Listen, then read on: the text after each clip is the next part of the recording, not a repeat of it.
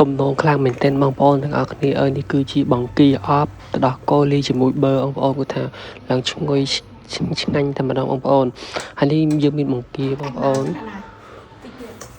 ហើយយើងចាប់ដាក់កូនប្រទេសយើងនេះដាក់អំបិលបងប្អូនដាក់អំបិលហើយដាក់ម្ទេសដែលយើងបានបុករួចហ្នឹងបងប្អូនដាក់ស្ករបន្តិចខ្ញុំដាក់ប៊ីចេងបងប្អូនហើយខ្ញុំដាក់ខ្ទឹមដែលយើងបានដំរួចហ្នឹងបងប្អូនហើយចាក់ទៅដោះគោចូល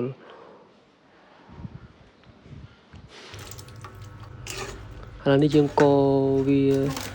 ច្បល់វាឲ្យសព្វចូលគ្រឿងអស់ហើយអញ្ចឹងបងប្អូនលាងបន្ថែមម្ទេសហើយបន្តិចមកឥឡូវយើងចាប់ដាក់បង្គាយើងចូលបងប្អូនបង្គានេះគឺខ្ញុំលាងទឹកបានស្អាតបាទរួចរាល់អស់ហើយបងប្អូនដោយសារតែផ្ទះទូជាងទៅដាក់បង្គាបានច្រើនអញ្ចឹងបងប្អូនហើយដាក់ប៊ឺជាចុងក្រោយនេះបងប្អូនបន្ថែមប៊ឺហើយនេះបង្គារបស់យើងគឺចាប់តាមប្រែពណ៌ក្រហមឆ្អិនបដាហើយបងប្អូនហើយគឺយើងចាប់តាមកូរវាប្រែវាឲ្យសព្វមកបងប្អូននៅគឺថាឈ្ងុយខ្លាំងមែនទែនបង្គាអបប៊ឺលីនឹងទៅដោះគោបងប្អូនឥឡូវនេះយើងដាក់លឹកខ្ទឹមហើយបានឆ្អិនរួចរាល់ជាការស្រេចអញ្ចឹងចូលដល់វគ្គញ៉ាំម្ដងបងប្អូនគឺថាអូយ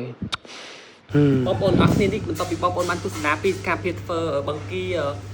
អត់ទៅដោះគោមិញហើយឥឡូវនេះគឺថាបងប្អូនចូលដល់វគ្គញ៉ាំម្ដងថាទំនងគួរចង់ញ៉ាំបងប្អូនអូយជាតិសឡប់